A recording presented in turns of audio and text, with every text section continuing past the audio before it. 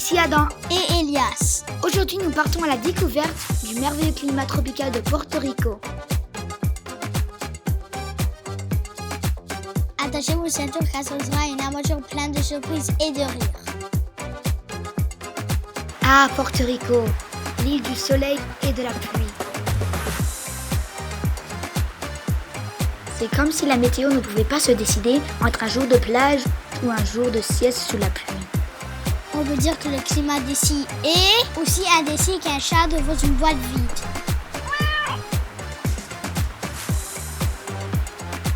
Exactement, mais c'est ce mélange de soleil et de pluie qui rend Porto Rico si verdoyant et luxuriant.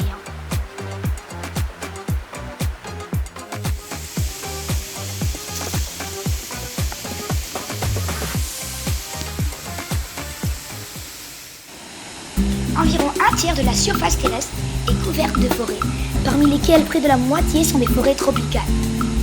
Les forêts équatoriales représentent parmi les écosystèmes les plus anciens et les plus diversifiés de la planète. En tant que réservoir de biodiversité, elles jouent un rôle crucial dans la régulation du climat. Les forêts agissent comme le second plus grand réservoir de carbone sur Terre, juste après les océans. Elles absorbent environ un quart des émissions mondiales de dioxyde de carbone, aidant ainsi à atténuer le réchauffement climatique causé par ce gaz. Saviez-vous que le climat tropical de Porto Rico est parfait pour la poussée des fruits exotiques? C'est comme si chaque arbre était une piñata remplie de délices.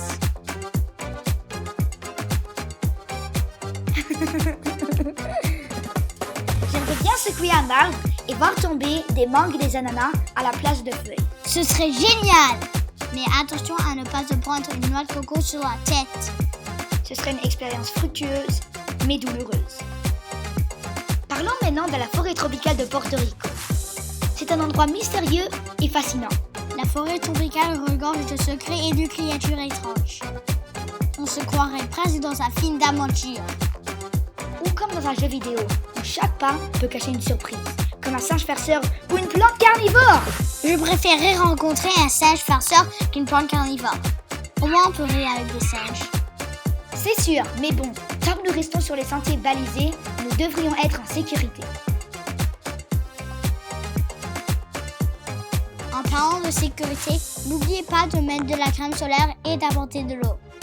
On ne va pas finir comme les écrevisses grillées.